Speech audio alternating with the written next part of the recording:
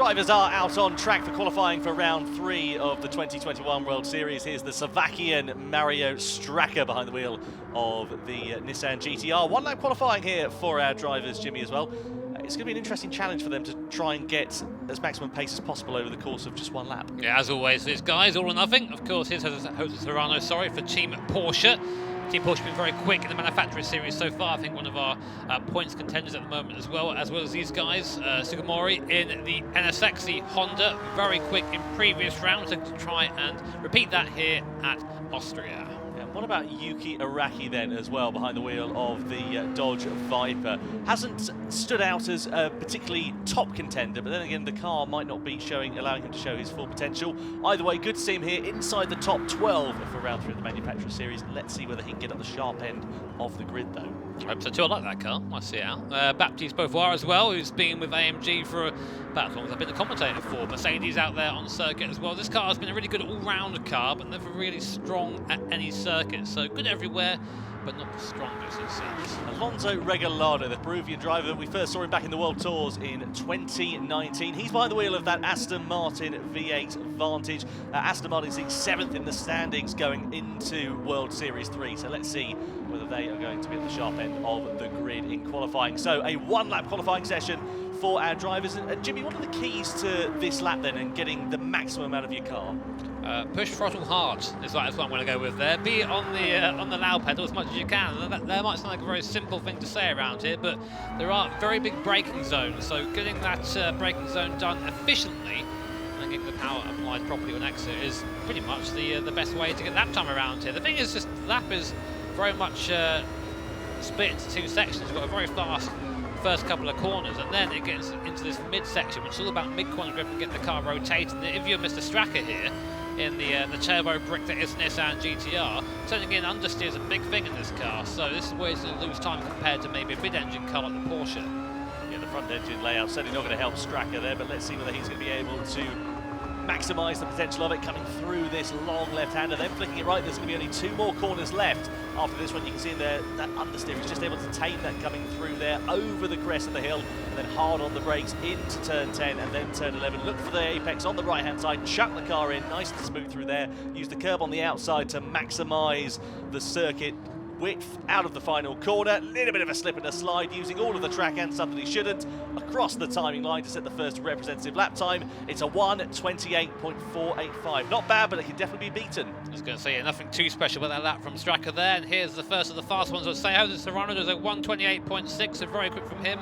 Sugimori, though, in the NSX, not looking to be as fast. A low 29 for him, and Jose Serrano still provisional pole sitter. Here is Araki in the Dodge Viper. Very quick lap from him, goes P2. That was almost P1 there for the Viper out of nowhere. What about Baptiste Beauvoir though? 1100s up, really wide on the final corner there, just on the edge of the adhesion as he comes around the final turn. Across the line, he's dropped time in that final corner and only goes 3rd quickest in this group. Regalado in the front engined Aston V12 Vantage goes over the line and he goes 4th quickest. So drivers looking pretty good in the first few sectors, but the last sector of the lap, that's where they seem to be losing that time. Yeah, it seems Serrano really hooked up that last sector, which sort of allowed him to get that lap time. There isn't much in it at the top, only a couple of attempts between the drivers, but to be honest, between these guys, that's a fairly decent gap, because these guys are all very well optimised around here in their cars and on the circuit as well. Second group about to come out on to circuit. I do wonder if anyone can touch Jose Serrano. Here's Takuma Miyazono, and we know how quick Takuma can be. They've won World Series 2, did Subaru, at the top of the standings, finished on the podium in World Series 1. Since then, in the World Series Showdown, we didn't see much of them at all. No, it always seems that the Subaru are either really amazing or just not quite there. And we know Miyazono is a very quick driver, so we expect that he'll do well, but I just don't think the Impreza, especially around his WRX, is going to do too well. He's Evan Tapai as well. Flash of the brilliance from Adam, the Hungarian driver for Team Jaguar. But again, that Jaguar, a bit like the AMG, doesn't have a big strength really. So here then is Okamoto then, and what is the Japanese driver going to be able to do here? Is Hiroshi down the back straight on the run in towards turn 4. That Volkswagen Beetle, very different to anything else up and down the field, but the BOP allowing it to be a part of these Group 3 cars. Now Quentin Yahal, he was very impressive, wasn't he, in the World Series Showdown last time? I think he'd smile because of that, wouldn't you? But apparently not. But yeah, Quentin He's been really quick since seen him, a new guy on the scene as well. A couple of mistakes here and there from him, but I think the speed is definitely there, so one to watch, as is, as always, for Kokuben. Incredibly fast, second in the Showdown final last time out as well, so we know the guy behind the wheel can drive quickly. Just depends if the Mazda's going to allow him to do so. Yeah, absolutely right. Here is Igor Fraga, then Toyota, riding the crest of a wave after the World Series Showdown. They, of course, won that in emphatic fashion. Brilliant driving from the entire team, and they are definitely a hot favourite for pole position here at the Red Bull Ring. So here we climb on the lap with Takuma Miyazono through the left-handed kink of turn 2. It's not really a corner. On the brakes and into turn 3. You can see the flames spitting out as Miyazono goes down the gearbox, clicking into first, then into second on the exit there to try and get traction. Still getting a bit sideways though on corner exit, so certainly not got as much grip underneath him on the exit of that turn as he would have liked.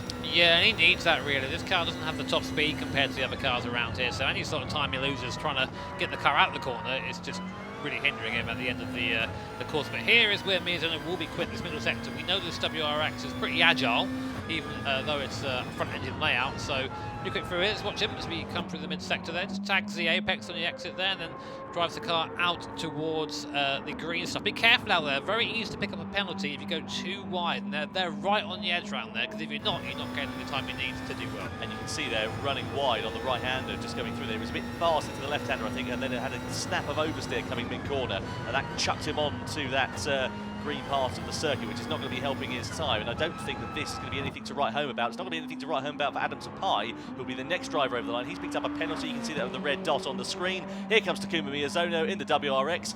Manages to go third quickest, so despite those problems in the middle sector of the lap, he manages to turn it around. Adam Sapai, though, well, he's quick, but that penalty is going to put him right at the back. Yeah, he'll have a good view of the grid back there at least, won't he? A bit unfortunate for him, but of course, you push too hard, you can but punish his Locomoto. Looking like it's quite a way off Photos Run, nearly half a second in the VW, so it's going to be P7 there for VW. Not what they want, but better than the penalty. Here's Quinton Yohol. We expect good things from him and Team Peugeot so far. Very, very close to the Serrano. Where will he go? The grid P3, not bad for the Belgian driver. Third in the standings, they are going into this round there as well. So third on the grid and third in the standings. What about Ryota Kokuben? Then Mazda, of course, sitting at the top of the Manufacturer Series standings going into this, but only 8th quickest so far in qualifying. Now Igor Fraga, 700ths down into the final corner, a bit wide through the final sector as he comes over the timing line. What can Fraga do? It's second fastest provisional front row for the Brazilian. So basically there, Jose Serrano went, oh, okay, I'm going to get that done early. Second guy across the line in our qualifying session and was never beaten. So Jose Serrano there, provisional pole position.